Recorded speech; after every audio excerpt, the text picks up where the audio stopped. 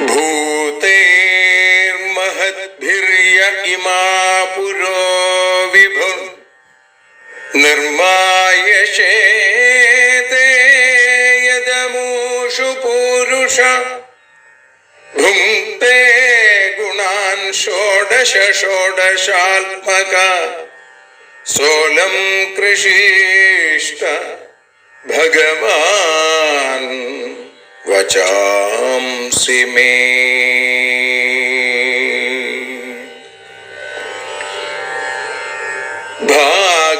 ഭാഗവതത്തെ അറിയാൻ ഈ ഭാഗവതത്തിൽ അലിയാൻ, ഭാഗവതത്തെ അറിയാൻ ശ്രീമദ് ഭാഗവതത്തിൽ അലിയാൻ, ലക്ഷ്യമതും മാത്രം ഹരിയിൽ ഭക്തിയുണർത്തും സംഗീതം ഹരിനാമലഹരി സൗഭാഗ്യം. ഭാഗവതത്തെ അറിയാൻ ഭാഗവതത്തിൽ അലിയാൻ.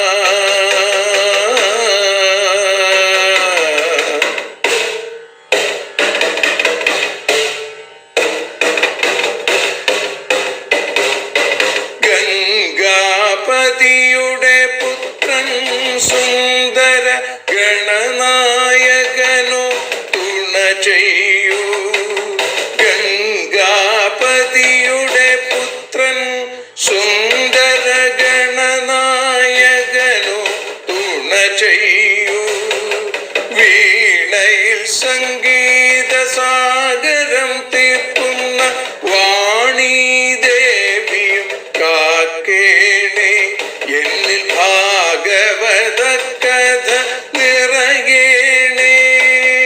ഭാഗവതത്തെ അറിയാൻ ഭാഗവതത്തിൽ അലിയാൻ.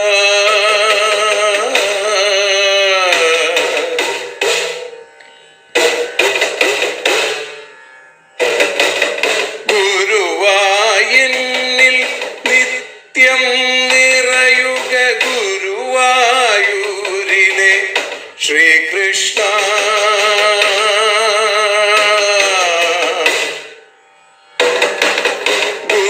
ഗുരുവായൂരിൽ നിത്യം നിറയുക ഗുരുവായൂരിലെ ശ്രീകൃഷ്ണ.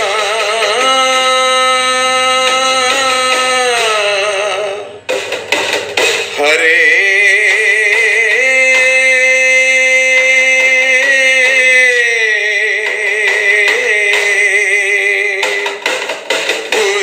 ഗുരുവായൂരിൽ നിത്യം നിറയുക ഗുരുവായൂരിലെ ശ്രീകൃഷ്ണ. കണ്ഠം തന്നിൽ ഗാനം നിറയാൻ കണ്ണാ നീ താൻ തുണയേകു. എന്നിൽ ഭാഗവത കഥ നിറയേണേ.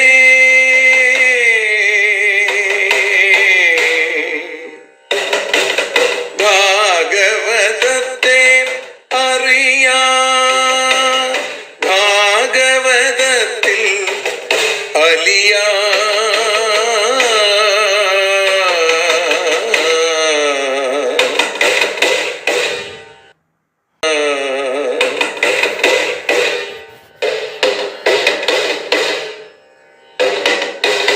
ആദ്യത്തെ ഗുരുവായൂരന്റെ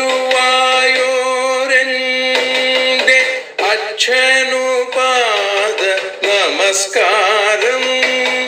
ആദ്യത്തെ ഗുരുവായൂരനുടെ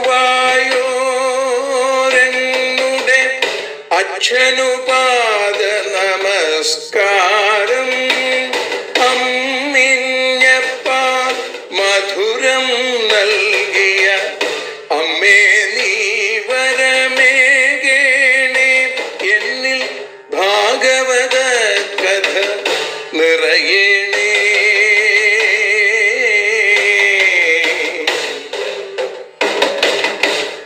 ഭാഗവതത്തെ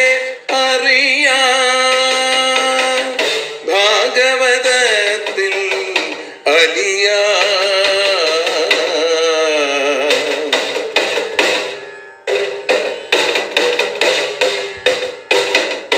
ശ്രീഹരി തന്നുടെ കഥകൾ നിറയും ശ്രീമദ് ഭാഗവത സ്മൃതിയിൽ.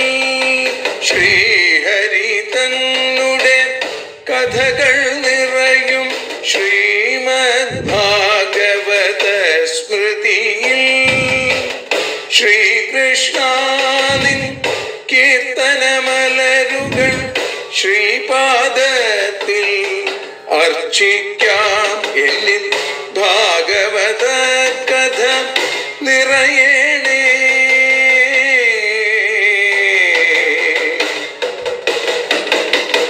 ഭാഗവതത്തെ അറിയാൻ, ഭാഗവതത്തിൽ അലിയാൻ.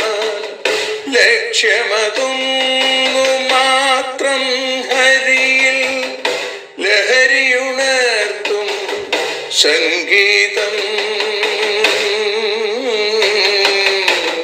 ഭക്തിയുണർത്തും സാഫല്യം.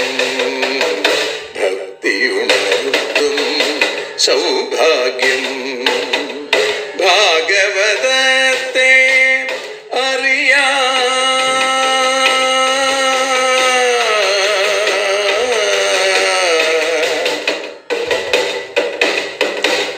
ഭാഗവതത്തിൽ അലിയാൻ.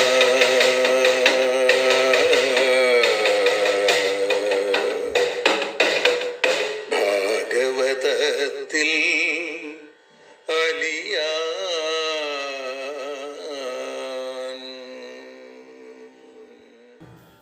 സർവത്ര ഗോവിന്ദനാമ സങ്കീർത്തനം. ഗോവിന്ദ ഗോവിന്ദ. ശ്രീകൃഷ്ണൻ തൻ്റെ ഹാസം നിറയും അനുപമ സുന്ദര ചുണ്ടിലെന്നും രാഗത്തിൻ തേൻ ചുരത്തും മധുരമുരളിയെ ഞാനിതാ കൈതൊഴുന്നേൻ. സൗകര്യം കിട്ടുമെങ്കിൽ ഭവതി മുരളികയൊന്നു നീ ചൊല്ലിടേണം. ഞാനാകുന്നൊരു ജന്മപശുവിനുടെ കഥ നന്ദജൻ തൻ്റെ കാതിൽ. പൊന്നുഗുരുവായൂരപ്പൻ്റെ കൃപാകടാക്ഷങ്ങളെ കൊണ്ട് ശ്രീമദ് ഭാഗവതം അറിയാനലിയാൻ എന്ന അക്ഷരപൂജ ഇന്ന് 839 ദിവസത്തിലേക്ക് എത്തുമ്പോൾ ഏകാദശ സ്കന്ധം 20 അധ്യായത്തിൽ 23 ശ്ലോകം മുതലാണ് നമ്മൾ ഇന്ന് അനുസ്മരിക്കുന്നത്. ഇവിടെ ഭഗവാൻ ഉദ്ധവനോട് പറയുകയാണ്, നിർവിണ്ണസ്യ വിരക്തസ്യ പുരുഷസ്യോക്തവേദിനഃ മനസ്ത്യജതി ദൗരാത്മ്യം ചിന്തിതസ്യാനുചിന്തയ. നിർവിണ്ണസ്യ വിരക്തസ്യ, ദുഃഖിച്ചവനും വൈരാഗ്യം തികഞ്ഞവനും ഉക്തവേദിനഃ, പറഞ്ഞതിനെ അറിയുന്നവനുമായ പുരുഷൻ്റെ, പുരുഷസ്യ മനഃ, മനസ്സ്, ചിന്തിതസ്യ അനുചിന്തയ, ചിന്തിച്ചതിൻ്റെ വീണ്ടുമുള്ള ചിന്ത കൊണ്ട് ദൗരാത്മ്യം ത്യജതി, ആ ദുരാത്മഭാവത്തെ ഇല്ലാതെയാക്കുന്നു. വിഷയങ്ങളെ വെറുത്തു കഴിഞ്ഞാൽ വിരക്തനായി അല്ലേ, ആ വിരക്തൻ ഗുരു ഉപദേശിക്കുന്നതിനെ അനുസരിക്കുന്നു. അങ്ങനെയുള്ള പുരുഷൻ്റെ മനസ്സ് ദുർവിഷയങ്ങളിലേക്ക് ആസക്തമല്ലാതെയായിട്ട് തീരും.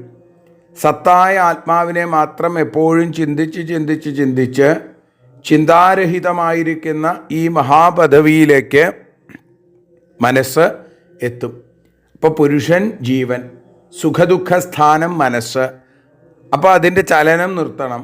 എങ്കിൽ ജീവഭാവം അവസാനിച്ചു, പരമാത്മഭാവം സിദ്ധിച്ചു എന്ന് നമുക്ക് മനസ്സിലാക്കാൻ സാധിക്കും. യമാദിഭിർ യോഗബധൈരന്വീക്ഷിക്കാച വിദ്യയാ മമാർച്ചോപാസനാഭിർവാ നാന്യൈർയോഗ്യം സ്മരേന്മന. യമാദിഭി, യമ നിയമാദികൾ അടങ്ങിയ, യോഗപഥൈ യോഗമാർഗങ്ങൾ കൊണ്ടും, അന്വീക്ഷിക്ക വിദ്യയാച തത്വങ്ങളെ ആലോചിക്കുന്നതായ ആത്മവിദ്യ കൊണ്ടും, മമ അർച്ചോപാസനാഭി വ എൻ്റെ പൂജ ഉപാസന തുടങ്ങിയവയെ കൊണ്ടും മനസ്സ് യോഗ്യം മാം യോഗ്യനായ ധ്യാനിക്കാൻ യോഗ്യനായ എന്നെ സ്മരേത്, ധ്യാനിക്കണം എന്നാണ്. അന്യൈ ന, മറ്റുപായങ്ങൾ കൊണ്ട് ഇതൊന്നും സാധിക്കില്ല. യമം, നിയമം, ആസനം, പ്രാണായാമം, പ്രത്യാഹാരം, ധാരണ, ധ്യാനം, സമാധി, ഇതാണ് അഷ്ടാംഗയോഗം. മനസ്സിനെ ആത്മാവിലേക്ക് സ്ഥിരപ്പെടുത്താൻ ഇത് വളരെ വിശേഷമാണ്. നമ്മൾ കപിലവാസുദേവൻ്റെ ആ ഭാഗം പറഞ്ഞപ്പോൾ തൃതീയ സ്കന്ധത്തിൽ ഇതിനെക്കുറിച്ച് വിശദമായിട്ട് പറഞ്ഞിട്ടുണ്ട്. അപ്പോൾ ഈ യോഗമാർഗങ്ങൾ കൊണ്ട് മനസ്സിനെ ആത്മാവിൽ സ്ഥിരപ്പെടുത്തുക. മനോജയം ജന്മസാഫല്യത്തെ വരുത്തുന്ന ഏറ്റവും പ്രധാന ജയമാണ്. അത് പെട്ടെന്ന് സാധിക്കില്ല. അതുകൊണ്ട് അതിനായി നല്ല പോലെ പരിശ്രമിക്കുക തന്നെ വേണം. യമാദികളുടെ അഭ്യാസം ഏകാന്ത സ്ഥലത്തിലിരുന്ന് ചെയ്യേണ്ടതല്ല. പിന്നെയോ ജീവിതദശയിൽ എല്ലായ്പ്പോഴും എന്തു ചെയ്യുമ്പോഴും ഈ സംഗതികളിൽ, ആ പ്രവൃത്തികളിൽ ഇതിനെ പ്രകാശിപ്പിക്കാൻ സാധിക്കണം. അങ്ങനെ മഹത്തത്വാദികളുടെ ഉൽപ്പത്തിയും അതിൽ നിന്ന് ശരീരമുണ്ടായതും നന്നായി അറിയത്തക്ക വിധത്തിൽ തത്വങ്ങളെ ചിന്തിക്കുക. ഭഗവത് പ്രതിമ സ്ഥാപിച്ച് അതിൽ നിത്യനൈമിത്തികമായിരിക്കുന്ന പൂജാവിധികൾ നടത്തുക. മനഃശാഞ്ചല്യം ക്രമേണ ഒതുങ്ങുന്നതായിട്ട് കാണാം. സത്വഗുണം വർദ്ധിക്കുന്നതായിട്ട് മനസ്സിലാവും. ഇങ്ങനെ മനസ്സിനെ സ്ഥിരപ്പെടുത്തി ധ്യാനിക്കാൻ യോഗ്യനായ എന്നെ മനസ്സിൽ ഉറപ്പിക്കണം. മറ്റൊന്നുകൊണ്ടും മനോജയം നേടാനായിട്ട് സാധിക്കില്ല ഉദ്ധവ. ഇതിലൂടെ മാത്രമേ മനസ്സിനെ അടക്കാനും ഒതുക്കാനും അതിനെ ജയിക്കാനും സാധിക്കുകയുള്ളൂ.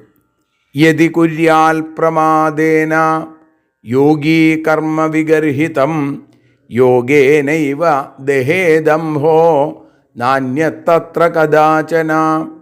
പ്രമാദേന, പ്രമാദം എന്ന് പറഞ്ഞാൽ അവധാനത കുറയുമ്പോൾ, വിഗർഹിതം കർമ്മ, നിന്ദ്യമായ കർമ്മത്തെ യോഗി യതി കുര്യാൽ, യോഗി ചെയ്തു പോയാൽ, അംഹ, ആ പാപത്തെ യോഗേന ഏവ, യോഗം കൊണ്ട് തന്നെ ദഹിപ്പിക്കണം. തത്ര അന്യത് ന കദാചന, മറ്റൊന്നും ഒരിക്കലും ആവശ്യമില്ല ആ കാര്യത്തിൽ നിന്നാണ്. ഇപ്പോൾ നിഷിദ്ധകർമ്മം ചെയ്യുക, അവൻ അതുകൊണ്ട് പ്രായശ്ചിത്തം വേണ്ടി വരുമെന്നൊക്കെ ആലോചിക്കാൻ അവകാശമില്ല സാധാരണ രീതിയിൽ ഈ നിലയിലേക്ക് എത്തിയ ആൾക്ക്. എങ്കിലും പറയാണ്, അവധാനക്കുറവ് കൊണ്ട്, ശ്രദ്ധ കുറവ് കൊണ്ട് അറിയാതെയെങ്കിലും മറ്റും നിഷിദ്ധകർമ്മം ചെയ്തു പോയാൽ അതുകൊണ്ടുള്ള പാപത്തെ ഈ യോഗം തന്നെ നശിപ്പിക്കും എന്നാണ്, അല്ലെങ്കിൽ ദഹിപ്പിക്കും. ഭഗവാനെ ഹൃദയകമലത്തിൽ ധ്യാനിക്കുന്നത് തന്നെയാണ് ഏറ്റവും വലിയ പ്രായശ്ചിത്തം. ഭഗവാൻ അതാ പറഞ്ഞത്, എന്നെ ഹൃദയപീഠികയിൽ, ആ ഹൃദയ ശ്രീകോവിലിൽ വെച്ച് ധ്യാനിക്കുക മാത്രമാണ് അതിൻ്റെ പ്രായശ്ചിത്തം. ഭക്തന്മാർ നാമസങ്കീർത്തനാദികൾ ചെയ്യുന്നത് പാപപരിഹാരമാണ് സത്യത്തിൽ. ഇപ്പോൾ മറ്റു തരത്തിലുള്ള വേദങ്ങളിൽ പറഞ്ഞിട്ടുള്ള കൃച്ഛ്രം, ചാന്ദ്രായണം തുടങ്ങിയ പ്രായശ്ചിത്ത കർമ്മങ്ങളൊന്നും ഇതിനാവശ്യമില്ല. നാമം ജപിച്ചോളൂ. പ്രത്യേകിച്ച് കലിയുഗത്തിൽ നാമസങ്കീർത്തനം പോലെ മറ്റൊരു പാപപരിഹാരമില്ല. ഏതു പാപത്തെയും ഇല്ലാതെയാക്കുന്നതാണ് നാമം എന്ന് തിരിച്ചറിയണം.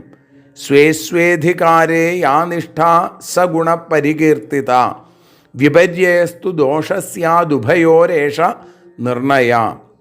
പറഞ്ഞു ഭഗവാൻ, സ്വേസ്വേ അധികാരേ, അവനവൻ്റെ അധികാരത്തിൽ യാ നിഷ്ഠ, ഒരാൾക്ക് എന്താണോ നിയമം, സ ഗുണ, അത് ഗുണമെന്ന് പരികീർത്തിത പറയപ്പെട്ടിരിക്കുന്നു. വിപര്യയഹതോ, അതിന് വിപരീതമായതോ ദോഷമാണ്. ഉഭയോ ഏഷ നിർണയസ്യാൽ, ഗുണത്തിനും ദോഷത്തിനും ഇത് തന്നെയാണ് നിശ്ചയം. ഭഗവാൻ പറയുകയാണ്. ഇവിടെ ഒരു ശങ്ക നമുക്ക്, അല്ലെങ്കിൽ ഒരു സംശയം ഉണ്ടാവുമല്ലോ. നിത്യനൈമിത്തികാദി കർമ്മങ്ങൾ മനസ്സിനെ നിർമ്മലമാക്കി തീർക്കുന്നതാണ്, അതുകൊണ്ട് ഗുണം. ഹിംസാദികൾ മനസ്സിനെ അശുദ്ധമാക്കണു, അതുകൊണ്ട് അത് ദോഷം. അപ്പോൾ ആ ദോഷങ്ങളെ തീർക്കുന്നവയായതുകൊണ്ട് കൃച്ഛ്രചാന്ദ്രായണാദി പ്രായശ്ചിത്ത കർമ്മം ഗുണം. അപ്പോൾ പ്രായശ്ചിത്ത കർമ്മം കൂടാതെ യോഗം കൊണ്ട് എങ്ങനെയാണ് പാപം തീരുക? സംശയമുണ്ട്. അപ്പോൾ പറയുകയാണ്, ഗുണം ദോഷം എന്നുള്ള നിശ്ചയം വിധി നിഷേധം എന്നീ വാക്യങ്ങളെ കൊണ്ട് കാണിച്ചിട്ടുണ്ട് എന്നുള്ളത് ശരിയാണ്. പക്ഷേ ആ നിശ്ചയം കർമ്മങ്ങളെ നിയമപ്പെടുത്തുന്നു എന്ന് മാത്രമേ ഉള്ളൂ. കർമ്മങ്ങൾ എന്നും ദോഷം തന്നെയാണ്. ദോഷം കൂടാതെ കർമ്മമില്ല എന്നാണ്. അവരവരുടെ അധികാരത്തിൽ ചെയ്യാൻ നിശ്ചയിച്ചിട്ടുള്ളത് അവരവർക്ക് ഗുണം, അത് തന്നെ മറ്റുള്ളവർക്ക് ദോഷമാണ്. ഇതാണ് ഗുണദോഷങ്ങളുടെ വിഭാഗത്തിൽ പറയപ്പെട്ടുള്ള നിയമം. ഈ നിലയിൽ ഗുണം തന്നെ ദോഷമായും ദോഷം തന്നെ ഗുണമായിട്ടും നിശ്ചയിച്ചേക്കണ കാണാം. ഇവിടെ പറയുകയാണ് കർമ്മണാം ജാത്യശുദ്ധാനാം അനേന നിയമകൃത ഗുണദോഷവിധാനേന സംഗാനാം ത്യാജനേച്ഛയ. ജാത്യശുദ്ധാനാം സ്വതയെ തന്നെ അശുദ്ധങ്ങളായ ജാത്യശുദ്ധാനാം അശുദ്ധങ്ങളായ കർമ്മങ്ങളുടെയും സംഗാനാം അതോടുള്ള സംഘത്തെയും ത്യാജനേച്ഛയ ഉപേക്ഷിക്കാനുള്ള ആഗ്രഹം കൊണ്ട് അനേന ഗുണദോഷവിധാനേന നിയമഃ കൃത. അതുകൊണ്ടാണ് ഈ ഗുണദോഷ നിശ്ചയം എന്ന നിയമം ഉണ്ടാക്കിയത്. പുരുഷൻ ജീവന് അശുദ്ധി എന്നത് കർമ്മങ്ങളിൽ നിന്നാണ് ഉണ്ടാവുന്നത്. എല്ലാ കർമ്മങ്ങളും സ്വതവേ അശുദ്ധമാണ്. ധൂമേന വ്രിയത്തെ വഹ്നിർ യഥാദർശോ മലേന ച യഥോൽബേന ആവൃതോ ഗർഭസ്തഥാ തേനേദമാവൃതം. തീയിൽ പുകയുണ്ടാവും, കണ്ണാടിയിൽ ചളിയുണ്ടാവും, ഗർഭത്തിൽ ഉത്ഭവമുണ്ടാവും. എപ്പോഴും ഉള്ളതുപോലെ കർമ്മത്തിൽ അശുദ്ധിയും എപ്പോഴും ഉണ്ട് എന്നാണ് ഗീതയിൽ പറയുന്നത്. അപ്പം അതുകൊണ്ട് അങ്ങനെയുള്ള കർമ്മങ്ങളെ തീരെ ഉപേക്ഷിക്കാൻ ഗുണദോഷ വിഭാഗം ചെയ്ത് ചിലതിനെ സ്വീകരിക്കുകയും ആ ആസക്തിയെ കുറച്ച് കൊണ്ടുവരികയാണ്. ആസക്തിയെ പൂർണ്ണമായി ഉപേക്ഷിക്കാൻ സാധിക്കില്ല. പക്ഷെ അതിന് വേദം ഒരു വഴി കണ്ടെത്തി. സകല കർമ്മങ്ങളെയും ഒരേ സമയത്തിൽ ഉപേക്ഷിക്കാൻ ദേഹാഭിമാനിയായൊരു ജീവന് സാധിക്കില്ല. നഹി കശ്ചിൽ ക്ഷണമപി ജാതു തിഷ്ടത്യകർമ്മകൃൽ. ഒരു ക്ഷണനേരമെങ്കിലും കർമ്മം ചെയ്യാതിരിക്കാൻ സാധാരണ ആളുകൾക്ക് സാധിക്കില്ല. അതുകൊണ്ട് ഇത് ചെയ്തോളൂ, ഇത് ചെയ്യരുത് എന്ന് പറഞ്ഞ് ക്രമേണ സകല വ്യാപാരങ്ങളിൽ നിന്ന് നിവർത്തിപ്പിക്കുക. ഇതാണ് വേദത്തിൻ്റെ വിചാരം, വേദത്തിൻ്റെ ആ താല്പര്യം. അതുകൊണ്ട് വേദം പ്രവൃത്തിമാർഗത്തെ ഉപദേശിക്കുന്നില്ല, നിവൃത്തിമാർഗത്തിലേക്ക് തന്നെ എത്തിക്കാൻ വേണ്ടിയിട്ടാണ്, അതിനു വേണ്ടിയിട്ടാണ് ഇങ്ങനെ പറയുന്നത്. ഇനി വരുന്ന അധ്യായത്തിൽ നമുക്കത് വളരെ വിസ്തരിച്ച് കേൾക്കാൻ സാധിക്കും. യോഗി സാധാരണ രീതിയിലുള്ള ഒരു പ്രവൃത്തി ചെയ്യുന്ന ആളല്ല.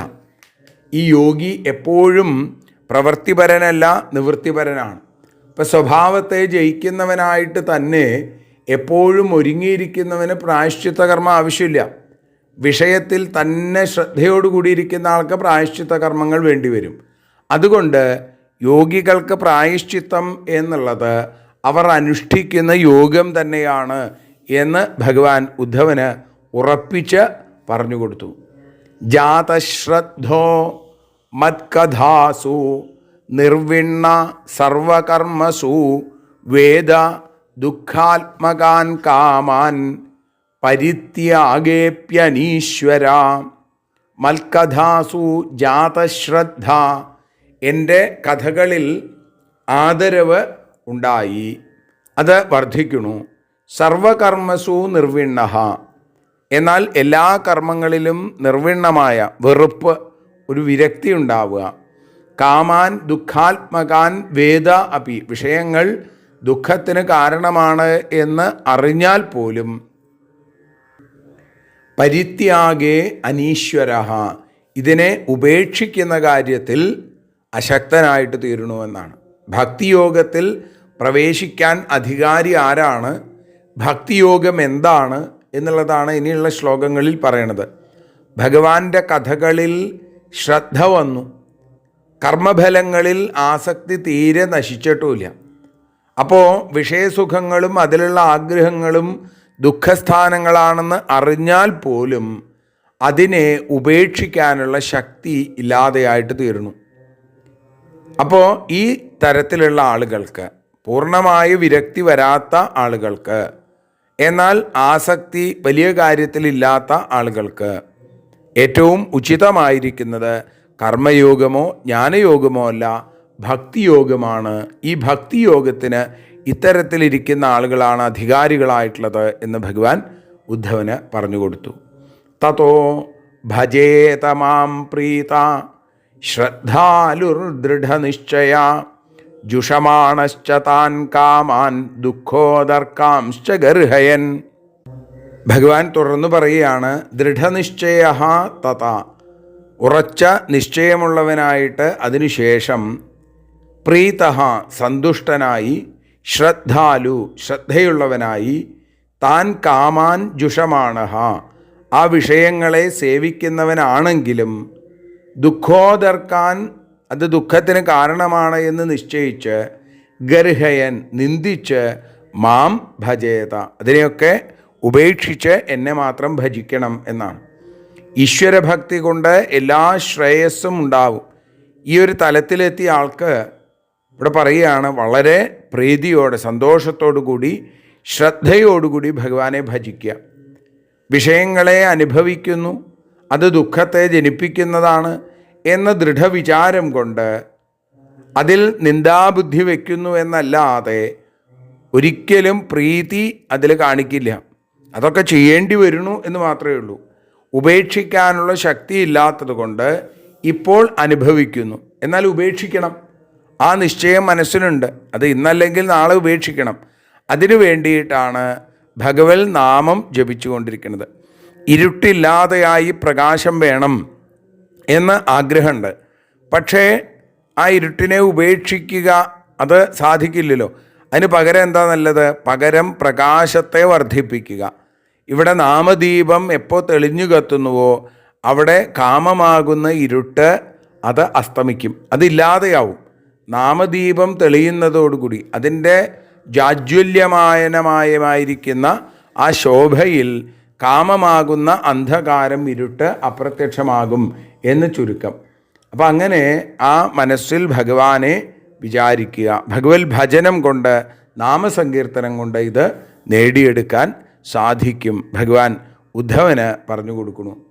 പ്രോക്തേന ഭക്തിയോഗേന ഭജതോ മാസകൃന്മുനേ കാമാ ഹൃദയാ നശ്യന്തി സർവേ മയി ഹൃദി സ്ഥിതേ. ഭഗവാൻ പറയുകയാണ്, പ്രോക്തേന ഭക്തിയോഗേന പലയിടത്തായി ഞാൻ പറഞ്ഞ ഭക്തിയോഗം കൊണ്ട്, മാം അസകൃൽ ഭജത എന്നെ എപ്പോഴും ഭജിക്കുന്ന മുനിയുടെ ഹൃദി മനസ്സിൽ മയി സ്ഥിതേ ഞാനിരിക്കുന്നത് കൊണ്ട്, ഹൃദയ സർവേ കാമ ഹൃദയത്തിൽ നിന്നുണ്ടാകുന്ന സകല വിഷയങ്ങളും നശ്യന്തി. നമ്മൾ നേരത്തെ പറഞ്ഞു അല്ലേ, അന്ധകാരമില്ലാതെയാവാൻ ദീപം തെളിയിച്ചാൽ മതി എന്ന് പറഞ്ഞതുപോലെ ഇവിടെ ഭക്തിയോഗം കൊണ്ട് എന്നെ ഭജിക്കുന്ന മുനിയുടെ ഉള്ളിൽ ഞാൻ എപ്പോഴും ഒരു ദീപം പോലെ തെളിഞ്ഞു കത്തും. അപ്പം എങ്ങനെ ഭജിക്കണം, അതുകൊണ്ടുണ്ടാകുന്ന ഫലമെന്ത് എന്ന് ഭഗവാൻ പറയുകയാണ്. ഭഗവാന്റെ കഥകൾ കേൾക്കുക. ശ്രവണം, കീർത്തനം, വിഷ്ണോർ സ്മരണം, പാദസേവനം, അർച്ചനം, വന്ദനം, ദാസ്യം, സഖ്യം, ആത്മനിവേദനം ഇതി പുംസാർപ്പിതാ വിഷ്ണോ ഭക്തിശ്ചേർന്നവലക്ഷണ ക്രിയത്തെ ഭഗവത്യദ്ധാ തന്മന്യേധീതമുത്തമം എന്ന് സപ്തമസ്കന്ധത്തിൽ ഹിരണ്യകശിപുവിൻ്റെ ചോദ്യത്തിന് മറുപടിയായി പ്രഹ്ലാദൻ യദശിക്ഷൽ ഗുരോർഭവാൻ എന്ന് പറഞ്ഞപ്പോൾ പറഞ്ഞതാണിത്. അപ്പോൾ ഇങ്ങനെ ശ്രവണദ്വാര, കീർത്തനദ്വാര, സ്മരണത്തിലൂടെയൊക്കെ ഭഗവാനെ വിചാരിക്കുക. അമൃതസമമായിരിക്കുന്ന ഭഗവാൻ പറയുകയാണ്, എൻ്റെ കഥകൾ കേൾക്കുക, ഉറക്കെ ലജ്ജ വിട്ട് നാമം ജപിക്കുക, ഭഗവാന്റെ നാമസങ്കീർത്തനം ചെയ്യുക. അങ്ങനെ അത് ശ്രദ്ധയോടുകൂടി നടത്തുന്നത് ഭക്തിയുടെ ലക്ഷണമാണ്. ശ്രദ്ധയില്ലാതെയായിക്കഴിഞ്ഞാൽ അത് വെറും കെട്ടുകാഴ്ചയായി മാറും. ശ്രദ്ധയോടുകൂടി ആരെയും കാണിക്കാനല്ല, എന്തിനെ ഭഗവാനെ പോലും കാണിക്കാനല്ല, അത് സ്വാഭാവികമായി സഹജ സ്വഭാവമായിട്ട് തീരുന്നു. അങ്ങനെ ഭക്തിയുടെ ലക്ഷണമാണ് ഇത്. അങ്ങനെ എന്നെ എപ്പോഴും സേവിക്കുന്ന ഭക്തൻ്റെ ഹൃദയത്തിൽ ഞാനും, എൻ്റെ ഹൃദയത്തിൽ ആ ഭക്തനും ഉണ്ടാവും. അങ്ങനെ ഭഗവാന്റെ ആ സ്വരൂപം, ഭഗവാന്റെ ചൈതന്യം ഹൃദയത്തിൽ എപ്പോഴും ഉണ്ടാവുമ്പോൾ കാമബീജങ്ങൾ ഉണ്ടാകുന്നതിനെ അപ്പോൾ ഭഗവാനാകുന്ന നാമദീപം നശിപ്പിക്കുമെന്നാണ്. വിത്ത് നശിച്ചു കഴിഞ്ഞാൽ പിന്നെ മുളയില്ലാതെയാവും. വാസന നശിച്ചു കഴിഞ്ഞാൽ പിന്നെ കാമങ്ങളില്ലാതെയായിട്ട് തീരും. അങ്ങനെ വന്നു കഴിഞ്ഞാൽ ആ ഭക്തൻ്റെ ഉള്ളിൽ കാമമോ കാമവാസനകളോ ഒന്നും ഇല്ലാതെ ശുദ്ധമായിട്ട് തീരും. അങ്ങനെ വരുമ്പോൾ കഥാശ്രവണാദികൾ കൊണ്ട് ഭഗവത് സ്മൃതിക്കും സ്മൃതി പ്രത്യക്ഷ അനുഭവത്തിനും കാരണമായിട്ട് തീരുമെന്ന് പറയുകയാണ്. ഇതേ സമയം ഭക്തന് ഭഗവാനാണ് സ്മൃതിയും അതേപോലെ തന്നെ പ്രത്യക്ഷ അനുഭവമെങ്കിൽ വിഷയികൾക്ക് സ്മൃതി എന്നുള്ളത് വിഷയങ്ങളായിരിക്കും. അപ്പോൾ വിഷയസ്മൃതി കൊണ്ട് ഭഗവൽ സ്മൃതി ഇല്ലാതെയാവുകയും പകരം അവിടെ ഭഗവൽ വിസ്മൃതി ഉണ്ടാവുകയും ചെയ്യും. ഭഗവൽ വിസ്മൃതി വന്നാൽ എന്തായി? അവിടെ ദുഃഖത്തിന് കാരണമായിട്ട് തീരും. ദുഃഖമാകുന്ന അന്ധകാരം അവിടെ നിറയും. കാമം അന്ധകാരമാണ്, നാമം അത് വെളിച്ചമാണ്. അപ്പോൾ കാമം വർദ്ധിക്കുമ്പോൾ അന്ധകാരം, ഇരുട്ട് വർദ്ധിക്കും, അജ്ഞാനം വർദ്ധിക്കും. എന്നാൽ നാമം വർദ്ധിക്കുമ്പോൾ അവിടെ വെളിച്ചം വർദ്ധിക്കും, അവിടെയുള്ള അന്ധകാരം ഇല്ലാതെയാവുകയും ചെയ്യും.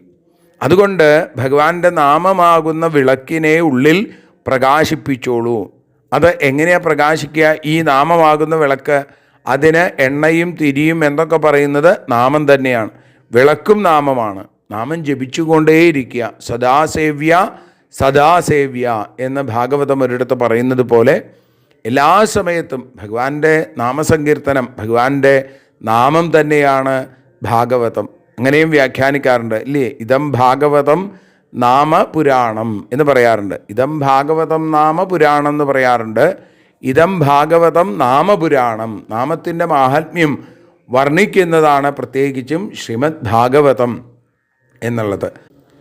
അപ്പോൾ അതുകൊണ്ട് നാമസങ്കീർത്തനം നിത്യമായി നമ്മുടെ ശ്വാസോച്ഛ്വാസം പോലെ സഹജസ്വഭാവമാക്കി മാറ്റുകയാണ് ഭഗവാനെ വേണം എന്ന് ആഗ്രഹിക്കുന്നവർ ചെയ്യേണ്ടത്.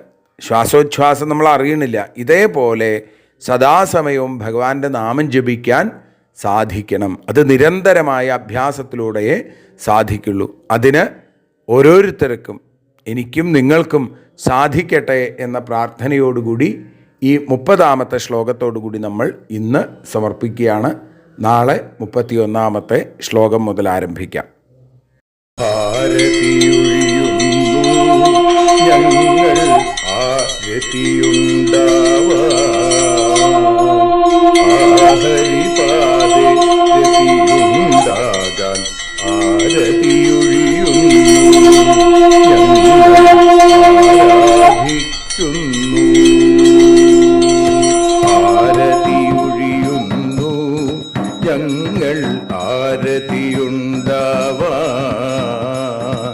ആഹരിപാദേ രതിയുണ്ടാകാൻ ആരതിയൊഴിയുന്നു.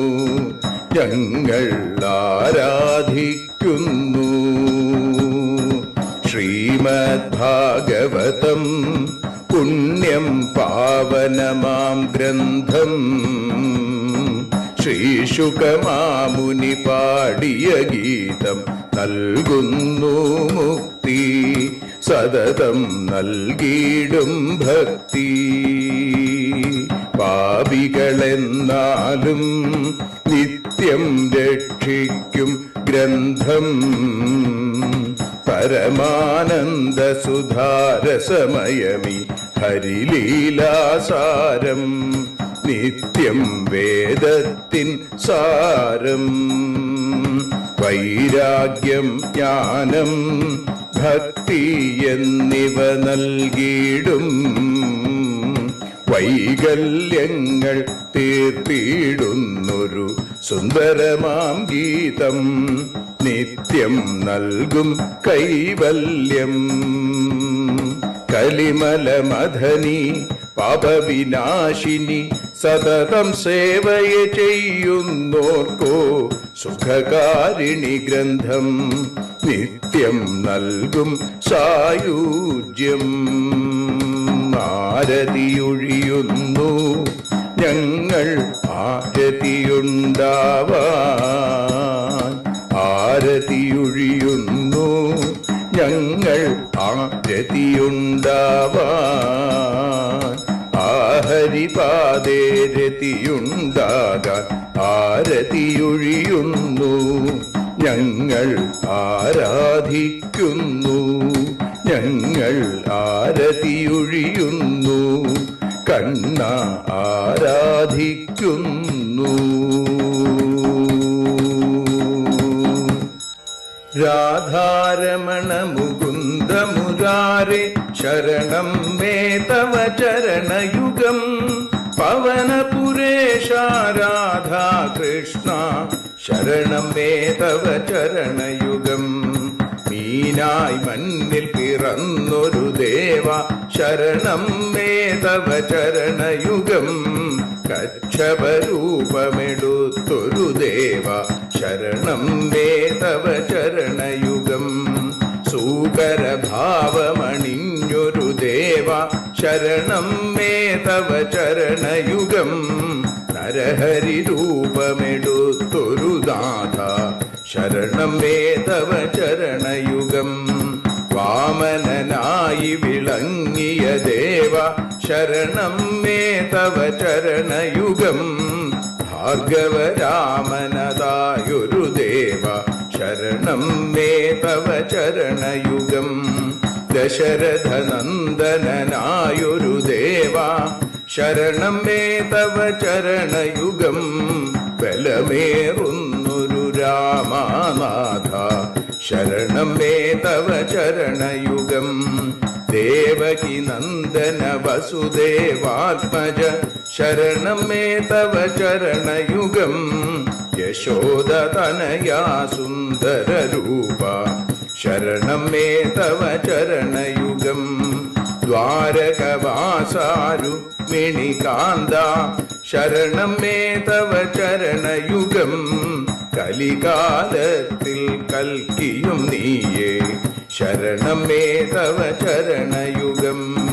രാധാരമണ മുകുന്ദ മുരാരെ ശരണം മേ തവ ചരണയുഗം. പവനപുരേശ രാധാ കൃഷ്ണ ശരണം മേ തവ ചരണയുഗം.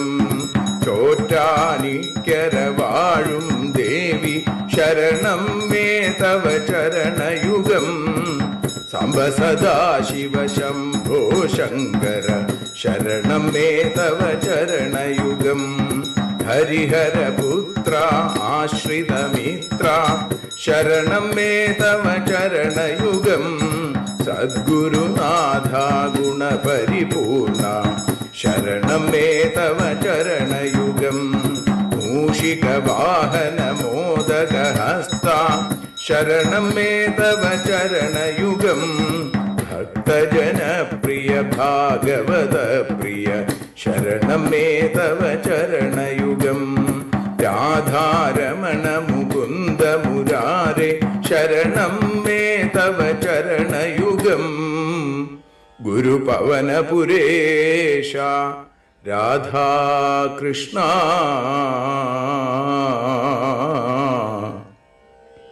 ശരണം മേ തവ ചരണയുഗം.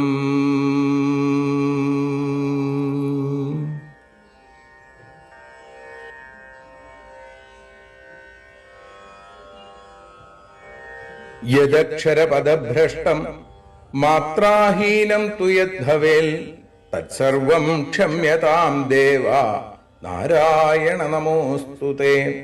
വിസർഗബിന്ദുമാത്രാണി പദപാദാക്ഷരാണി ച ന്യൂനാനി ചാതിരിക്താനി ക്ഷമസ്വ പുരുഷോത്തമ.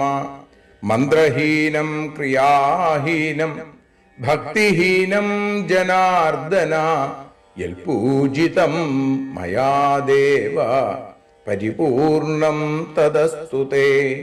കായേന വാചാ മനസേന്ദ്രിയൈർവാ ബുദ്ധ്യാത്മനാ വാ പ്രകൃതേ സ്വഭാവാൽ കരോമി യദ്യൽ സകലം പരസ്മൈ നാരായണായേതി സമർപ്പയാമി. സ്വസ്തി പ്രജാഭ്യഃ പരിപാലയന്താം ന്യായേന മാർഗേണ മഹീം മഹീഷാ. ഗോബ്രാഹ്മണേഭ്യഃ ശുഭമസ്തു നിത്യം. ലോകാഃ സമസ്താഃ സുഖിനോ ഭവന്തു.